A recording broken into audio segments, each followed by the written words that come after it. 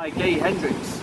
So this is a book about transcending limiting beliefs. It's basically about overcoming your limiting beliefs so that you can move to the next level. The author, Hendricks, talks about moving from your zone of excellence, which is kind of like your comfort zone, into your zone of genius. He says this is how the problem manifests itself usually. Everything is going well, you're on a growth phase, and then all of a sudden you hit like a glass ceiling. And you can't seem to get through the glass ceiling. No matter what you do, you can't break through it. And you're not really sure why, but you're just kind of stuck there. This is a book about how you break through that finally, and how you get to the next level. So the author talks about this concept called a big leap, which is taking yourself from your comfort zone to your zone of genius, which is your growth level, your next growth level in maybe your relationships or your finances. Why does this usually occur? Why does this glass ceiling usually occur? Well, the author says that usually this is a result of emotional trauma or emotional feedback that we've had from our childhood. He actually says there's 4 main situations that tends to pop up for people. Number 1 is the fear of outshining someone else.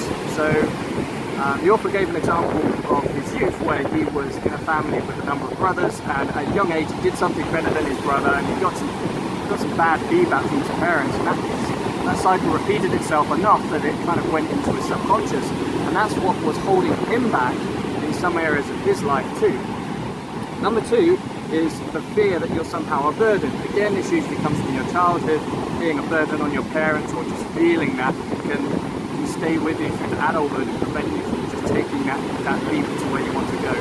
Number 3 is the fear that if you expand somehow, you will be disloyal to people in your past, or leave them behind essentially. So this is like the worry that the people that you've grown up with, or your family, or your friends, that you'll somehow transcend them, you'll move to a next level, and you worry about how they might feel about that. You maybe feel guilty about leaving them behind. Maybe you're worried about destroying those relationships or friendships that you have. And then the 4th one is that you are fundamentally flawed in some way or another. And again, this usually comes from your childhood. So let's say your parents had some kind of negative problems themselves, and they projected those onto you on a continual basis. That can sometimes stay with you and prevent you from basically achieving what your potential is. So how do you recognize if you're having this upper limit problem? The author says that usually the upper limit problem comes out through negative emotions. So let me run through some of the negative emotions that the author talks about. One of them is worry, and he gives an example of a billionaire, so someone who has a lot of money, who would continually get into fights with his wife about the toilet paper that she used to buy, saying that it's too expensive. She always went for the luxury kind of padded option, and he was saying, well, why not just get the cheaper one? And it turned out when this guy did some digging into his childhood, that he associated arguments with money. So whenever money was spoken about in his house when he was younger, there was always an argument that followed it.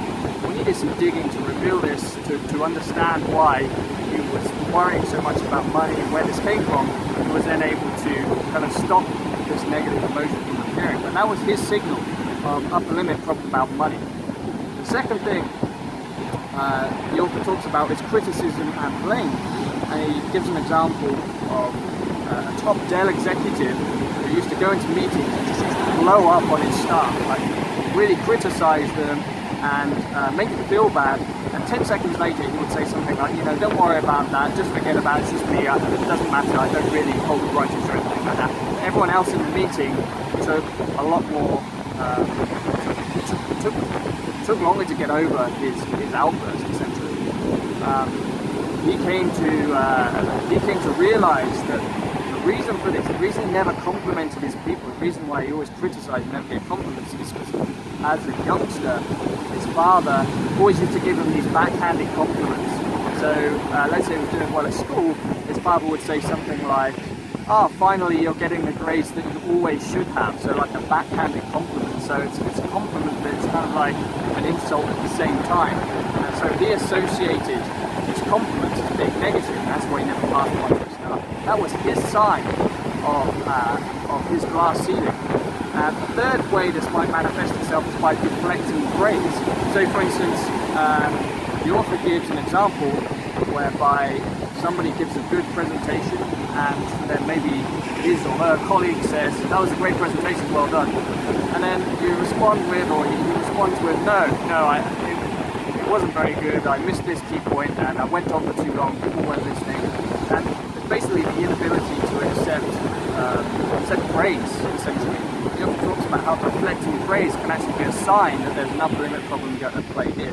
The author talks also about squabbling, so just having arguments with people, and a breach of integrity, so lying to other people, but also lying to yourself. These are all signs that maybe you have an upper limit problem at play. So if you do have this upper limit problem that the author talks about, what should you do to fix it? That's the question. So the author says the first thing you need to do is begin with a commitment. So the commitment would be something like, I commit to living in my zone of genius now and forever. So this is basically just telling yourself and making yourself aware and making a commitment that you are going to not live in your comfort zone, you're going to push yourself forward and you're going to do whatever it takes to live in your zone of genius. The second thing he says is you need to find your zone of genius, and this is essentially a way of figuring out what it is you want, whether in relationships, money, your career. It takes some time to figure out what is your zone of genius. And the author gives a number of questions that you can run through to identify what that is, and so you can run through that exercise. The third thing he says, and this is in the moment, it's when you do have a negative emotion, let's say anger, when you're fighting with somebody, take some time out to become more aware and understand what's going on, and take 3 huge breaths to dissipate the anxiety and to dissipate the anger associated with that emotion. He says that's scientifically proven to help you calm down.